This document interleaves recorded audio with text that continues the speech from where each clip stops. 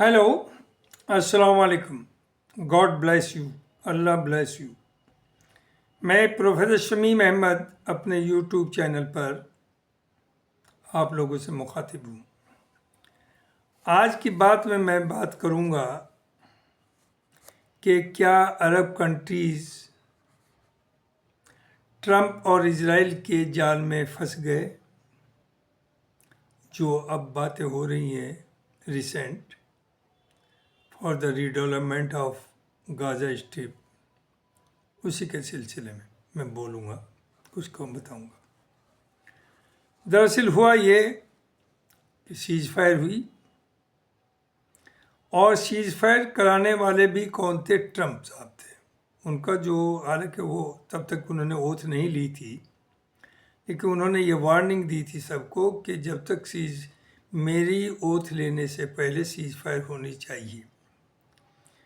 लिहाजा वो बात आगे बढ़ी, सीज फायर का मसौदा तैयार हो गया, साइन हो गया। नेतन्याहू थोड़ा सा पीछे हटना चाह रहे थे उस पर, बट ही ऑर्डर्ड कि you have to sign, and he signed.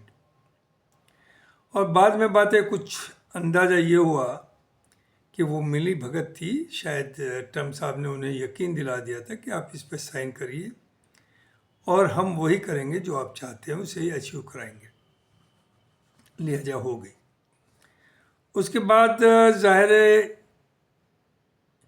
Israel के लिए तो ये अंदाज़ा हो गया कि नहीं ले सकता गाज़ा को, और एक इशू है Israel versus Palestine and Arabs. लेकिन उन्होंने एक नया प्रपोजल दिया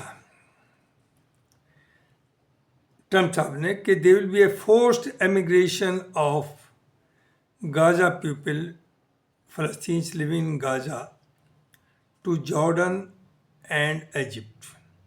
यानी जो 20-22 लाख आदमी हैं वो या तो अपने से या by force they will be reallocated in Egypt and Jordan. और फिर उसके बाद उन्होंने कहा कि फिर मैं इसे टेक ओवर करूँगा और इसे एक इंटरनेशनल बीच रिजॉर्ट में डेवलप करूँगा। ज़रा गौर करिए, एक दूसरा मुल्क है और आप उसे एक इंटरनेशनल बीच में एक टूरिस्ट सेंटर बनाना चाहते हैं और उन लोगों को वहाँ से डिस्प्लेस या तो वो खुद हो जाए, अदरवाइज बाय फोर्स हो जाए।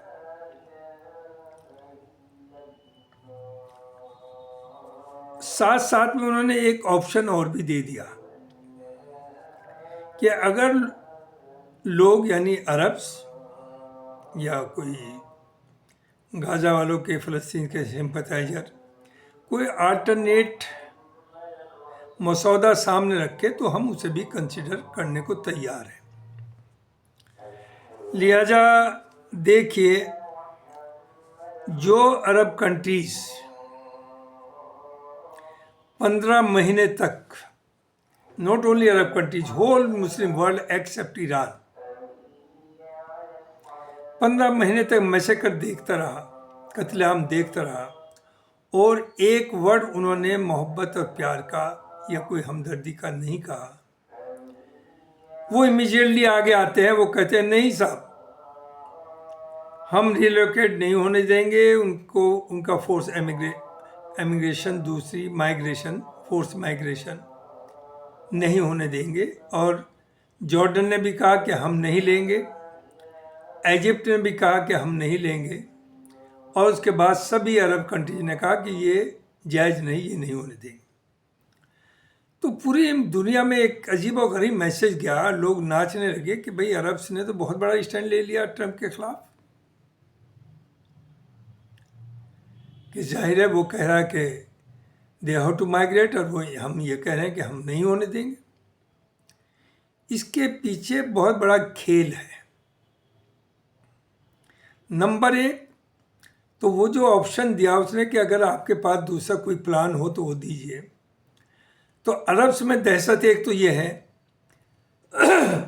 कि अगर फ़लस्तीन इजिप्ट में या जॉर्डन में है, जॉर्डन में ऑलरेडी अराउंड 40% पॉपुलेशन जो है वो जो 48 में माइग्रेट उन्हें फोर्सफुली ढकेला गया था वो फ़लस्तीन से, और वहाँ जॉर्डन हुकूमत ऑलरेडी अंडर थ्रेट रहती है।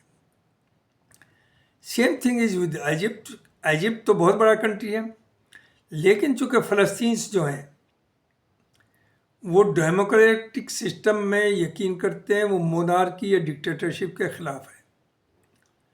तो अरब कंट्रीज़ को ये ख़तरा है कि अगर हम इन्हें लेते हैं तो ये हमें भी डिस्टरलाइज ना कर दें। तो एक तो रीज़न ये है कि नहीं साहब वो माइग्रेट नहीं करेंगे, ना हम लेंगे।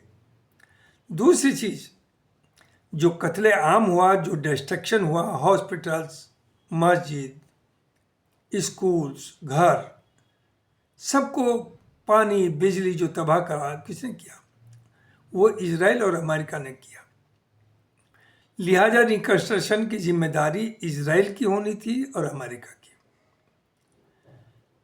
तो वो पासा फेंक करके अमेरिका ने वो इनके पाले में डाल दिया अरब्स के, और इन्होंने अब कह दिया कि इसे हम डेवलप करेंगे। यानी इजराइल या अमेरिका है nothing to do, nothing to invest for the development, nothing to spend for the development of the Gaza.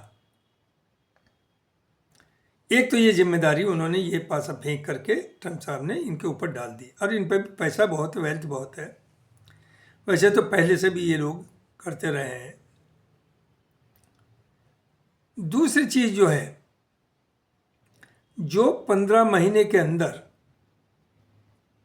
America, सब अरब्स और इजराइल नहीं कर पाया, वो जिम्मेदारी भी उन्होंने अरब्स पर डाल दी। वो भी बताता हूँ।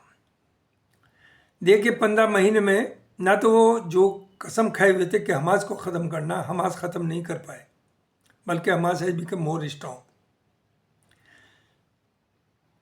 दूसरे जो बंधक थे, आपने पूरा मुल्क तबाह कर दिया, डिस्ट्रॉय कर दिया, लेकिन अपने बंधक को आपने लोकेट पाए न छुड़ा पाए। तो ये जिम्मेदारी अब अरब्स के ऊपर दे दी,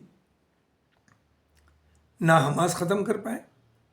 तो नंबर 2 जो है अरब्स का जो प्लान है कि हम रीडेवलप करेंगे इसे, उसमें जो खर्चा होगा सब अरब्स मिलके करेंगे। और इमीडिएटली देखिए, घबराहट भी कहिए या ऊपर के ऑर्डर्स कहिए, वो इतने हैं कि उन्होंने इमीडिएटली मीटिंग्स भी कर ली सऊदी के अंदर, जिसमें कुवैत है, बहरीन है, यूएई है, इजिप्ट है, जॉर्डन है, सभी लोग थे। और उसके लिए प्लान भी बन गया, तकरीबन काफ़ी बड़ा है, जो पैसा खर्च होना है, billions and billions dollars.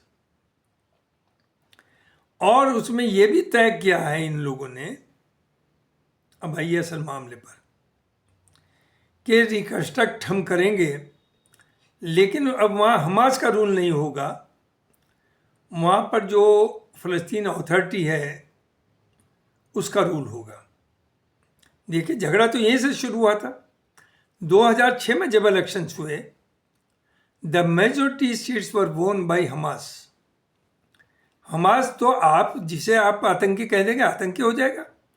They are the nationalist, वो सेल्फ डिफेंस के लिए लड़ रहे हैं, वो अपने मुल्क के लिए जान दे रहे हैं। वो आतंकवादी नहीं, आतंकवादी तो अमेरिका है और आतंकवादी आपका इजराइल है। लेकिन अमेरिका और इजराइल अरब्स को ये कन्विंस करने में कामयाब रहा कि साहब ईरान आपको खा जाएगा और हम आपको बचाएंगे।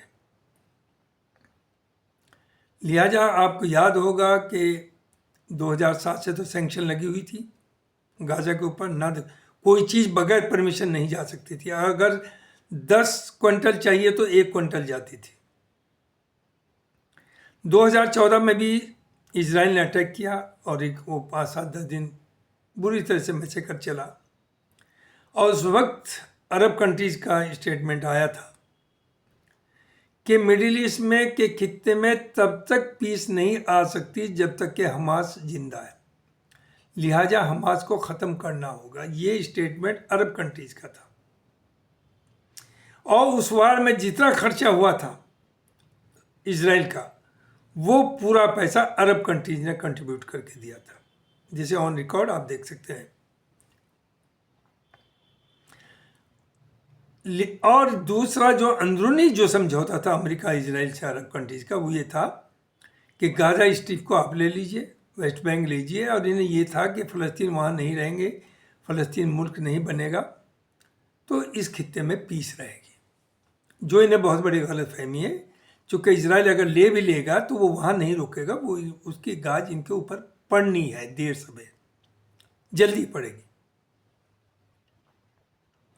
लिहाजा अब एक नक्शा तैयार किया जा रहा है कि कैसे डेवलप किया जाएगा और कैसे उसे आगे बढ़ाया जाएगा, और रिकन्स्ट्रक्शन के दौरान वो लोग वहीं रहेंगे। इस पे लोग बहुत खुश थे कि भाई इतना बड़ा स्टैंड अरब से ने लिया, लेकिन इसके पीछे सब ये है कि ट्रंप और इजराइल ने अपनी पूरी जिम्मेदारी जो रिकन्स्ट्रक्ट करने की थी उनकी, जो उन्होंने तबाही की, जो उन्होंने लाखों आदमियों को मारा, लाखों आदमियों को हाथ पैर कट गए, अपाज हो गए, वो सब जिम्मेदारी उनकी थी। वो जिम्मेदारी उसने, ट्रंप ने अरब्स को दे दी और अरब्स ने हैप्पीली एक्सेप्ट कर लिया। और वो समझते हैं कि दुनिया पागल है, उनके समझ में ये आ रहा है कि भाई अरब तो बहुत लार्ज हार्टेड है, अंदर का दिल तो उनका गाजा के नो, दे वर नॉट। वो उनकी सिर्फ ये है कि वो नहीं चाहते कि फ़लस्तीन से उनके यहाँ आए, उन्हें डर है फ़लस्तीन से। साथ साथ जो एजेंडा अमेरिका का वही इनका है। एक तो इसमें हो गया कि पैसा इनका खर्च होगा डेवलप होने में, उन्होंने हाथ झाड़ लिए। दूसरा, जो 15 महीने में हमास को ख़त्म नहीं कर पाए, अपने उन्हें बंधक को नहीं छुड़ा पाए, वो जिम्मेदारी इन्हें दे दी कि हमास का रूल नहीं रहेगा वहाँ, Palestine authority. What is Palestine authority? What is Abbas? Abbas से बड़ा जलील, गिरा हुआ, कमीना लीडर, बिका हुआ लीडर तो दुनिया में कोई होगा नहीं। आप कुर्सी पर बैठे हैं और वेस्ट बैंक में रोजाना कत्लेआम चल रहा है, 100 आदमी रोज मारे जा रहे हैं, डिमोलिशन हो रहे हैं। आपकी हैसियत क्या है? जब तक आपके पास फोर्स नहीं होगी, कम से कम पुलिस ही हो, मिलिट्री ना हो, तो वो कुछ तो रोकेगी। आपके पास तो कुछ है ही नहीं। गाजा में हमास था, हमास, जबकि गाजा एक मुल्क नहीं, उन पर हवाई जहाज नहीं थे, उन पर टैंक्स नहीं थे, लेकिन उन्होंने फिर भी अपने बचाव के लिए इंतज़ाम किया और 15 महीने तक इतनी बड़ी forces, America, Israel, supported by whole western world, Europe, and also tactical support by Arab countries, वो नहीं, उनका कुछ, वो नहीं टेक ओवर कर पाए, वो हमास को ख़त्म नहीं कर पाए, तो इनकी तो हैसियत क्या है? तो Arabs are being trapped, no doubt, we are welcome, इसमें दो राय नहीं कि अल्लाह ने उन्हें बहुत वेल्थ दी है। उस वेल्थ को प्रॉपरली अगर उन लोगों को जो दुखी, बर्बाद हो गए, जिनके पास रहने का छत कोई नहीं है, वो अगर डेवलप करेंगे, ये बहुत बड़ा कंट्रीब्यूशन होगा और हिस्ट्री में याद रखा जाएगा।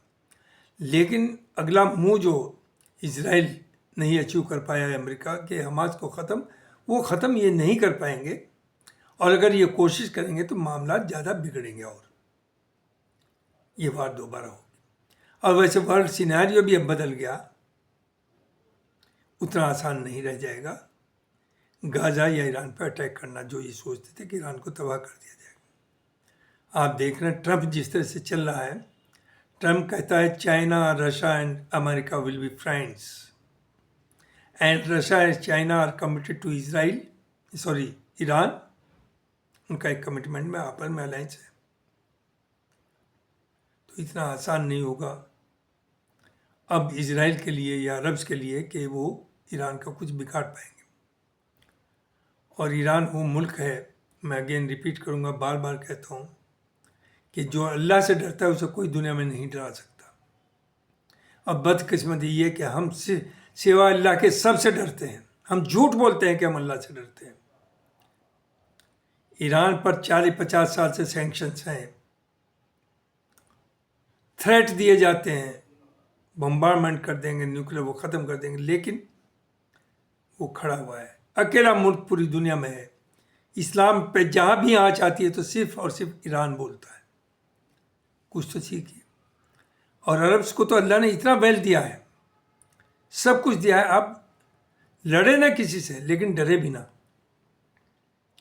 और पीस का एक ही सॉल्यूशन है, टू नेशन।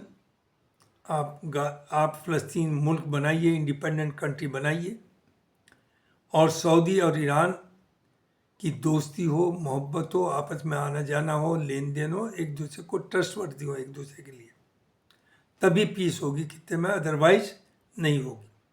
और अमेरिका पे डिपेंड करना छोड़ दीजिए। अमेरिका ने जो यूक्रेन के साथ अब हो रहा है और यूरोप के साथ हो रहा है वो सबके सामने है। इस पर अक्सर मैं वीडियो बनाऊंगा। बहुत बहुत शुक्रिया, थैंक यू वेरी मच। अस्सलाम वालेकुम।